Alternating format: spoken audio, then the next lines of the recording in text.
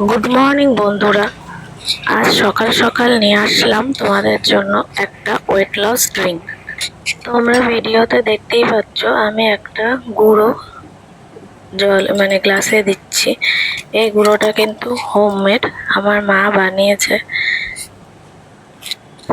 এতে কি কি আছে সেগুলো আমি বলে দেবো। জিরে, ধনে, জোয়ান, আরও অনেক কিছু। যদি তোমরা কেউ এই গুঁড়োটার কীভাবে প্রসেস করেছি সেটা জানতে চাও তাহলে কমেন্টে জানিও। আমি যেদিন আবার রেডি করবে মা সেদিন ভিডিওটা তোমাদের জন্য বানাবো এবং শেয়ার করে দেবো।